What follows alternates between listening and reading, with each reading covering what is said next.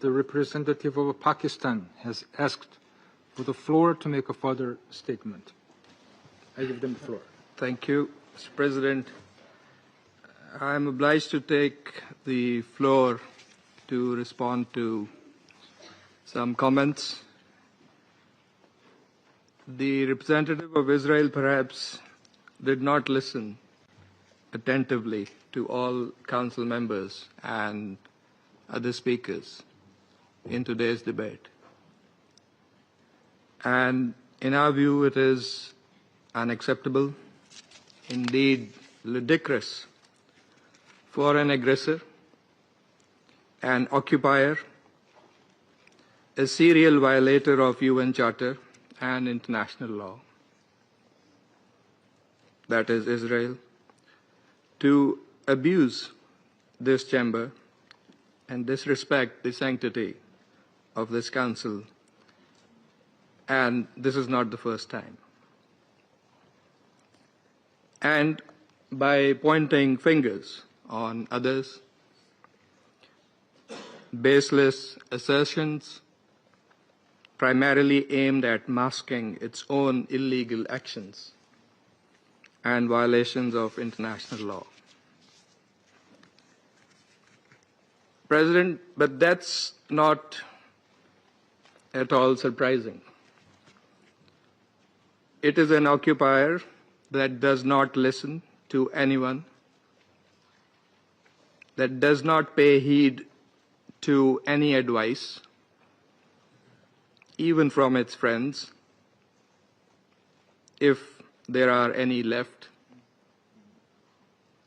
that refutes, and not just refutes, it threatens members of the international community, international media, international human rights and humanitarian organizations, doesn't listen to the ICJ or the ICC, and threatens the UN and its senior officials. And it does that with impunity, shielded by its apologists who time and again acquiesce in its illegal actions and defiance of the international community. And like all occupiers, despite being the aggressor, it feigns and plays the victim. But today it is totally exposed. President, this Council has spent decades discussing the situation in the Middle East and the Palestinian question. Meeting after meeting, we devote hours to this agenda. It is not because of anyone else. It is because of Israel that refuses to vacate its illegal occupation, and that blatantly violates the resolutions of this Council. It's because of that we have these discussions. Israel also chose to refer to an unrelated incident and make misleading remarks regarding Pakistan in an effort to justify its own illegal actions and violations of international law. Pakistan's position on that incident has been clearly stated and is publicly available.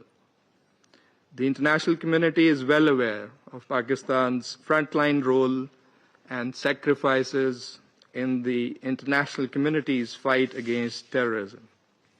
The entire world, including our partners, acknowledge that Al-Qaeda was largely decimated due to Pakistan's counterterrorism efforts.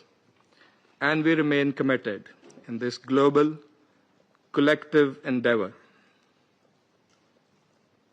We cannot accept insinuations from an irresponsible rogue state that is, in fact, the perpetrator of worst kind of state terrorism that we are witnessing in Gaza and, in fact, in the occupied Palestinian territories for decades.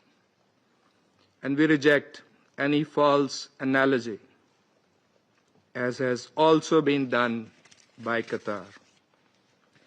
For whatever way it interprets the statements in this Council, the occupying power must go back and read carefully the statement. Thank you, Mr. President. You know, if the distinguished colleague from Pakistan wanted to read the statement, he could have done it at the beginning of the session. But I want to refer to your words. You know, maybe you got offended from the word of my speech, and I apologize for that.